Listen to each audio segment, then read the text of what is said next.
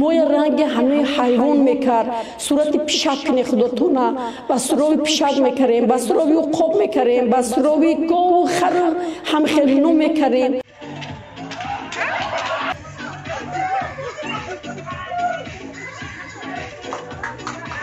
мардумфиребӣ бо ҷалби шаҳрвандон дар шакли пирамидаҳо кайҳост ба ҳамагон маълуму ошкор аст. аммо сабукфикрию содалавҳӣ баъзе аз шаҳрвандон боиси он мегардад ки афроди қаллобу манфиатҷӯ ҳадафҳои нопоку ғайразноки худро амалӣ сохта бо ҳар роҳу васила шаҳрвандони зиёдеро ба думи фиреби худ гирифтор намуда маблағҳои калони онҳоро аз они худ мекунанд. кормандони шуъбаи кофтукови ҷиноятии раёсати вазорати корҳои дохилӣ дар шаҳри душанбе дар якҷоягӣ бо прокуратураи ноҳияи шоҳмансур дар натиҷаи коркардҳои оперативии ҷустуҷӯӣ шаҳрванд Айёмов Шӯҳрат соли таваллудаш 1982 сокини шаҳри Хуҷандро дастгир намуданд. номбурда аз соли 2022 инҷониб ба таври ғайриқонунӣ лоиҳае бо номи Рио Ҳазуки ташкил намуда бо роҳи фиреб ба ҷалби шаҳрвандон машғул шудааст. зимнисанҷиш муайян гардид ки лоиҳаи номбурда аз 14 зина иборат буда ҳар як нафар бо маблағи 7000 сомонӣ шомили ин лоиҳа шуда барои аз як зина ба зинаи дигар гузаштан вазифадор аст то 14 нафари дигарро шомили ин пирамида созад.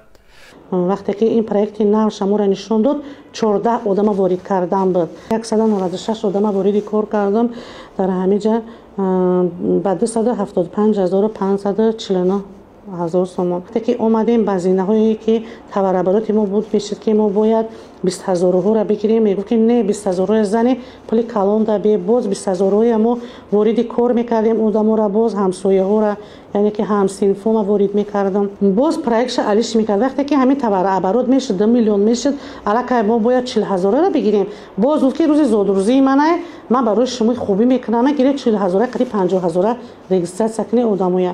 во дар ҳамин ҳолат мо регистратсия кардем 40 ҳазора бо 50 ҳазора. дар ҳамин ҳолат моро ягон суму ай инсон гирифтагӣ нестем.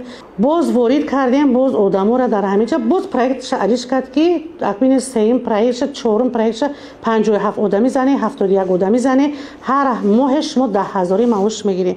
лекин мо ягон бор надидем яъне ки маоши 10 ҳазораша фақат фреб карда пулои моро мегирифтон, ягон сум пул намедод. як гапи сахт мегуфтӣ тез гирифта чор намекард, ноя тез ҳамун чизои моро маҳкам мекард. мо дигар гап зада наметонистем. тафтишоти пешакӣ собит намуд ки Айёмов Шӯҳрат давоми 3 соли фаъолият беш аз 5000 шаҳрвандро ба ин лоиҳаи мардумфиребӣ ҷалб намуда аз 150 то 300 ҳазор сомонии шаҳрвандонро ба манфиати худ тасарруф намудааст. аз ин ҳисоб манзили истиқоматӣ, воситаи нақлиёт ва соҳиби 2 ҳамсар шуда мунтазам ба саёҳату истироҳат ба кишварҳои хориҷӣ сафар мекард. ҳамин пирамидае ки ман ташкил кардам зиёда аз 5000 нафар ҳамин ба аъзошудагӣ оилавӣ кора сар мекардан, аз 7500 сомон ба пасудои ҳамин чизои харидорӣ мекардан. одамое ҳастанд ки аз 150 ҳазор то 300 ҳазор то 400 ҳазора влажит кардагӣ ҳамин пулои ман гирифтагӣ ҳамаша. аз ҳисоби ҳамин фоидаи ҳамин чиз ман хона гирифтам, мошин гирифтам, саёҳат кардам хориҷҳо ва 2 зан гирифтам.